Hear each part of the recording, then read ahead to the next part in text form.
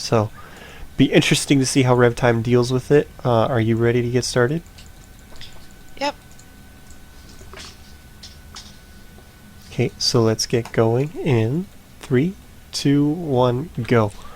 Alright everyone, thanks for tuning in. This is Railcoon with Elaine Sun here for iCCup Television. Thanks to Elaine Sun being here as our guest co-caster for day number 4 of Gigabyte Stars War 6. This is in the round of 32, and we've got Whitera versus Revtime. We get to see Revtime as the pink Zerg in the top right-hand corner. Gotta say, always been a fan of the pink Zerg. Looks pretty styling, especially when those Zerglings are running across the map with their little wings. They're just little adorable pink Zerglings that are coming to destroy your home. How can you say no to that? But on the other side of the field, we've got Whitera as the red Protoss. We're once again back to Xel'Naga Caverns for our starting map. So we do have Protoss versus Zerg on Xel'Naga. Should be a really interesting match.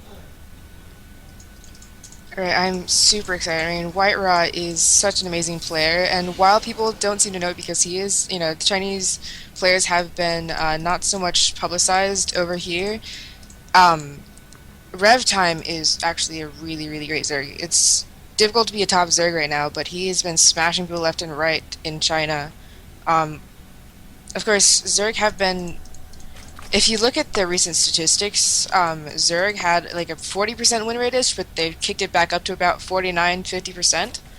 Yeah. So everyone's trying to finally figure out how to, defeat every single matchup. So I'm really curious to see what he'll do, but generally I see him play standard, so...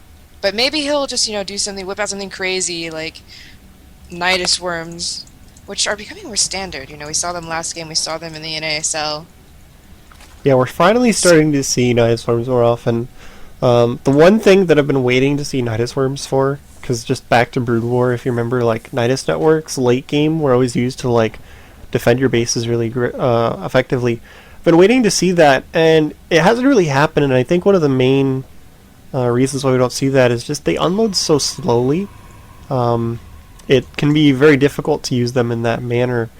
So most of the time you do see them in those sorts of aggressive attacks, or completely circumventing a wall of your opponent's defenses. But we'll see if we see that at all in these games. And Whitera, of course, one of the guys who publicized the Warp Prism, a unit that we didn't see a whole lot because everybody was always busy making Colossus and Immortals. They never stopped to make the Warp Prism from the robotics facility, and Whitera came along and he's like, you know what, these are really good units. And ever since he started beating people up pretty viciously with those, we've been seeing them a lot more often. So obviously not going to be out of the question to see some of that from Whitera in this series. Reminds me of when Colossus back in beta did 20 damage, so they one-shot all drones. So TLO would actually Colossus drop, kind of like a Reaver. One-shot a bunch of drones, pick it back up, and ninja out. Anyway, in the meantime, Whitera did block our Zerg player, whose name I'm blanking on for just a second. Revtime? From putting down his hatchery, so he actually was forced to put down his gas first. He originally planned to put down a pool and then hatch and then gas. But since it was delayed so long by a probe, he did have to put it down first. There is a single Zealot working on it, but it's not going to be able to take it out anytime soon. But it does put some pressure onto Revtime. As you can see, he pulled both of his queens down. Means that, the one queen is off creep. It gives you an opportunity. He had to make more Zerglings early on in the game. So even that little bit of a pressure affects the Zerg player. And, that's just the general, the classic style of playing Protoss versus Zerg. Apply pressure early on so you can't drone, and slow down their economy a little bit indirectly. Whitera playing this very gutsy, waiting a long time to set up his wall here. His second and third gateways are going to finish up the wall, and this Zealot's going to run right into the gap and hit hold position just by the skin of his teeth there. I mean, he did have the sentries here in position, so if he did need to, he could have thrown down a force field, but obviously wanted to avoid that if possible. But now he's got all 3 gateways up and running. He's going to be able to warp in more sentries, get that general 3-gate expansion. Very normal play going. And we haven't really seen anything out of the ordinary from either player just yet. We still see these Zerglings poking around. Zergling's speed is just about to finish, and when it does, Revtime will have an opportunity to maybe get a surround on these sentries, force them to have to throw down a bunch of force fields, maybe make a break for the ramp again, make him use those force fields. Because if you can make him use that sentry energy early on, it is pretty nice, because this is the point where they just start gathering their energy waiting for that push. And if you can force a bunch of force fields, then, well, that push won't quite have as much strength when it comes. I actually think that Whitera played completely safely with the 3-gate expand with multiple sentries, grabbed second guess fairly early on. I actually think that Revtime made too many Zerglings to hold off that early attack. I mean, 15 Zergling was completely unnecessary. And he wasn't going to be able to do any damage with them with 3 gates on the field and plenty of sentries against only 15 Zerglings. So it's like too few to do any real damage, but too many to actually, get a nice economy up. Yeah, but he's gone for the safe route now. It's one of those difficult situations, and that's why people do those early aggressive attacks that Whitera did, because when you get your opponent to make a little bit too many Zerglings, it just gives you a really, like, it's not a very big advantage, but any advantage you can get in the early game is really good, because the economy in the early game is just like compound interest. You take a couple of drones out, and that's actually going to hurt his economy overall by quite a bit. So if we look back at the worker count, you can see it's 47 to 39. We're just about 9 minutes in, and that's not too big of a difference compared to what you'd normally see. So Whitera's doing a pretty good job of staying in this economically. He's got more gateways on the way. He's going to have 4 and 5 finishing up in just a moment. And Revtime's actually gearing up, making a lot of roaches, getting burrow. Should see either tunneling claws or the movement upgrade. He hasn't started the movement upgrade, so he might be going for the burrow movement, which can be very effective against the Protoss army early on, because then of course you just move under the force fields. But he did opt to go for the movement speed upgrade, the Gileo reconstitution, so he's going to be going for the more standard play here, making a lot of roaches. Zerglings are going to poke into the natural and try and kill a bunch of probes just to delay Whitera. But Whitera doesn't seem to care too much. He's got a cannon in place, warping a couple stalkers to help defend, and he's still going to keep pushing into the front of Revtime, and that's not a whole lot of roaches to deal with this. Speedling counterattack in Whitera's natural actually took out a lot of probes, took out maybe over half the probes mining at his natural. So now we see the harvester count is actually 48 for Zerg to 35, but Whitera is going to do a fair amount of damage with this push. Plenty of roaches to hold him off, though. Yeah, he does have so many sentries here with a lot of energy. As you can see, a lot of force fields going down, guardian shields, but Whitera mismicroing, letting a lot of his sentries die for free there. They were out in front. A lot of the sentries that had full energy just got sniped with the roaches without him even trying to micro those away. And so all the sentries go down for Whitera. That's a really big blow to him. He's going to have to completely withdraw. He didn't do the damage he wanted to do with that attack. He lost the probes in the meantime. If we look at the worker count, it's going to be 48 to 41. But losing the sentries there is a really big deal, because of those sorts of early attacks, usually you try and get away with the sentries alive, because when you have to rebuild those sentries at 100 gas each, it really delays your tech. And with the robotics facility on the way, that's not something you want to happen at this point in the game. Right, so Revtime actually played really beautifully there. I'm surprised that Whitera didn't micro his units as much as I expected. He usually, pulls back the ones who are lower on health. But Revtime had such wonderful timing. He had just enough roaches to hold off the attack, and then made plenty of reinforcements, so now he can go for a really strong counterattack now that those sentries are dead. Whitera did have to remake those sentries, which puts him 400 gas behind.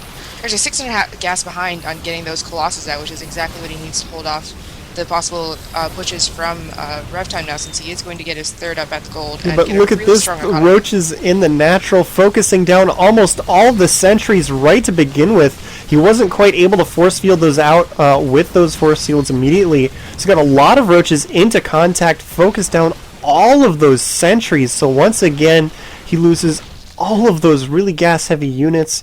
If he is going to try and hold on here, he does need to try and reproduce those, so it's going to keep delaying his tech. As you can see, he's continuing to have to rebuild those 100 gas each. It's really starting to stockpile on him. Now there's burrow movement upgrade for Revtime. He's got the tunneling claw, so he can burrow under those force fields. But now there's not really any sentries for him to have to burrow under, so Whiteraw's kind of in panic mode, switching over to Immortals. There's no real way he can afford to switch to Colossus, so he's going to make some more gateways, go Zealot Immortal. But without the gas for charge, that's not going to work very well, so this is a very difficult situation for Whitera. That was actually not the best timing to get Immortals up, because Revtime did go for his usual play against Protoss. He did get the Hydra Den up after doing so much damage, and he's, turning over into Hydras, transitioning into Hydras, which was a great decision since he knows that he took out so many sentries that Colossus, it'll be very slow to switch to Colossus because he needs both sentries and Colossus right now and just cannot afford both. So switching into Hydra is a great decision. In the meantime, he has his gold up, so he has an economic advantage while Whitera is trying to take a third base, and he's not going to really be able to because there is a push coming in with more roaches and hydras, which should be able to snipe the space easily. Yeah, you can see the Nexus reinforce. Going down really easily, and these hydras in the back are just doing tremendous amounts of damage. Look at that. The roaches just standing in front, taking all the shots, while the hydras just rip everything apart. One of the Immortals going down, which is really, really bad for Whitera. He's going to have to withdraw just because there's a lot of Stalkers here. But if you look at the production tab, 12 more hydras on the way. There's just going to be a ridiculous number of Hydralisks on the field, and there's just the one sentry. There's no robotics bay up, so I don't know how Whitera is going to hold this with the current force he has. With just gateway units and Immortals, his composition is just terrible against these extremely high DPS Hydras, especially when he only has one sentry up at half energy. Yeah, if he could, if he was probably going to tons of damage. Yeah, I mean, if you see Revtime poking in here, focusing down yet another Immortal. But he is actually forced to move those away. Actually, a little bit of a mismicro there from Revtime as he stops focusing the Immortal, loses a bunch of units to those Zealots. There goes the Immortal. He's now going to be able to start focusing down the Stalkers. So even there where he misclicks and loses a lot of units, he's still overpowering with these Hydras. I think if Whitera was going to make that switch, he had to try and get charged somehow. Because those Zealots just aren't going to do anything unless they can charge in and tie up those Hydralisks, make Revtime to have to micro. But he just didn't have the gas to go for it, so he's just in a really, really difficult situation, and it all comes back to losing those first couple of sentries to the poor micro. It's very, very important that you keep those sentries alive, and you can see how things just sort of spiraled out of control from there for Whitera, and Revtime played really, really well. Right, his defense of the first push was absolutely crucial, taking out those sentries. After that, he was really able to just keep Whitera on his back foot. He was not able to transition to Colossus because he kept having to make units, spend his money on units to hold off the constant Hydra aggression. And without transitioning into Colossus, gateway units and Immortals just fall so quickly to Hydras that Revtime just, pushed his advantage, kept him on the back foot. There is no way that Whitera would be able to do either things that could, beat him, which is get enough units to defeat those Hydras, or transition into Colossus. Yeah. I don't know, it's just a really, really difficult situation there for Whitera, and Revtime did a really good job of denying the third base, which would have been another kind of a side route that Whitera could have taken to get out of that, get that third base up and running, just make so many units that he can handle it, but Revtime did a really good job of focusing in on that base, making sure he couldn't expand there. And that made things almost impossible for him. So really, really well played there by Revtime. Right. We'll be Perfect decision making. Taking a quick commercial break while we get the next game loaded up. Make sure you do check out gigabyte.com as they do sponsor this tournament. We'll be right back with the next game in this series.